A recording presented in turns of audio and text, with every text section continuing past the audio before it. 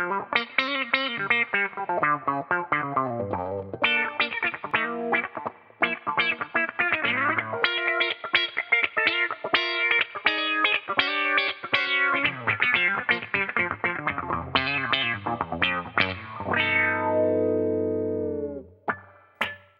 my name's Dave Chamberlin, and I run a recording studio called DBW Productions. You can check out my website at dbwproductions.com. I'm here to talk to you guys about the new Robotalk 2 pedal. It's brand new. It's coming out at NAMM in '09, and there's a couple underlying features here which I'd like to talk about. Pretty easy. Most of you guys probably won't want to get under the hood too much and tweak them, but some of you guys who like to tweak stuff like I do, you might want to experiment with some of these things. One of them is more of a utility setting here, which is the little dip switches.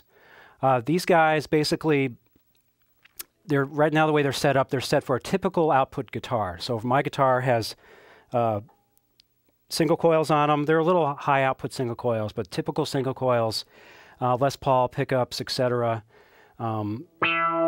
Works fine with this setting. If your guitar maybe is super output, maybe you have like some EMGs or some sort of a funky preamp thing that really makes your guitar loud, you might want to experiment and flip them. So right now you see that number 1 is turned up, number 2 is flipped down. You can flip-flop them and your input will basically be padded. So I'll do that real quick. There we go. A lot softer, as you can hear, and I put it back. And we go back to normal. The other part I'd like to talk about is the middle dip switches. This is really for the tweak guys who want to kind of maybe alter the EQ response of the pedal itself. So there's 4 of them. Basically, for each side of the pedal, since there's 2 channels, you only deal with maybe the first 2, for example, for channel A, and 3 and 4 are for the second channel. So let's just focus on dip switches 1 and 2. Right now, once again, it's default setting, so I'm just keeping it simple. Now, what's going to happen when I flip these, I'm going to flip them both up. You can basically do any combination of up and down, whatever you want to do.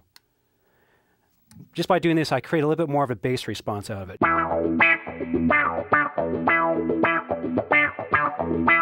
Which might come in handy if you're using this for the bass guitar and you want to kind of fine-tune those lower frequencies. There we go.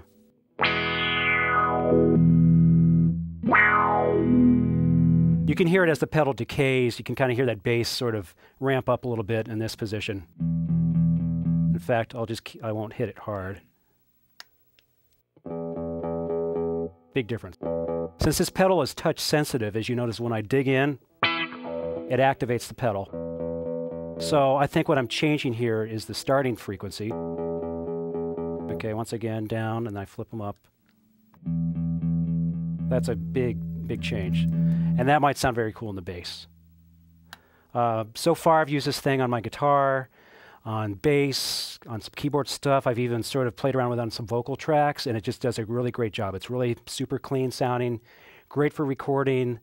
I do a lot of stuff where I might take like let's say a vocal and go into a pedal, into an amplifier just for a crazy effect. I've used this thing a couple times on that. Like all their other stuff, I have a couple of other Xotic pedals that I use being a guitar player.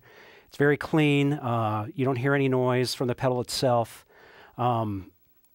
True bypass, top of the line components are used inside the pedal. Really great, high-grade stuff. So I highly recommend the new Robotalk 2. If you'd like to check out more of their pedals, go to xoticeffects.com.